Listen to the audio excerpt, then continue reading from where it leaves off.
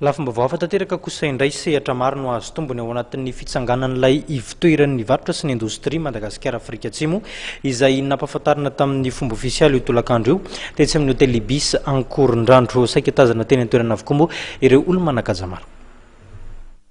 Tamin'ny fomba manetriketrika no nampahafantarina ny fitsanganan'ny ivitoeran'ny varotra sy ny indostria Madagasikara Afrika Atsimo na Masa CCI io tolakandro io tetsy amin'ny hôtel Ibis Ankorondrano. Tombontsoa maro tokoa no azon'ny firenena izay ao anatin'ny fiarenana ara-toe-karena amin'izao fotoana izao vokatry ny fitsanganan'ny Masaha CCI hoy Ramatoa Malason Olga, ministry ny varotra izay nanome voninahitra ity lanonana ity. Androany zany no sikafana fiaramiasa ny Madagasikara zany sy ny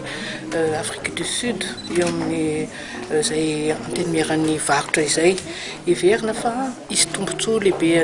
ho an'ny Madagasikara tokoa zao fisokafan'ny antenimiran'ny varotra izao satria fantatsika fa Madagasikara tao anatin'izay 5 taona zay tao anatin'ny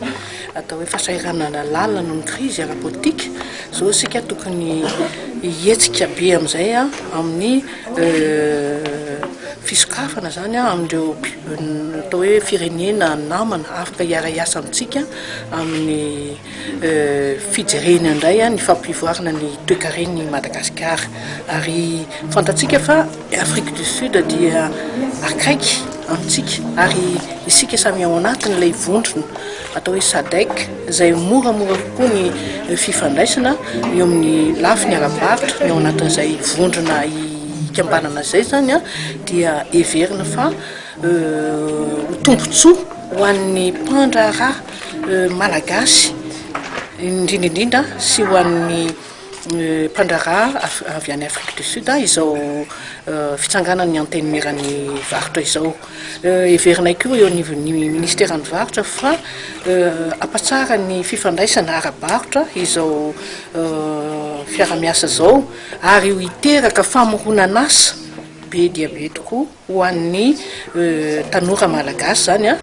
ho an'Andriamatoa Gavin Jordan filohan'ny Masa CCI kosa dia ampiroborobo ny sehatra ara-toe-karena sy ny varotra ny fitsanganan'ny Masa CCI toy ny sehatry ny arenan-kibon'ny tany ny fambolena ny famokarana ary ny fizahan-tany.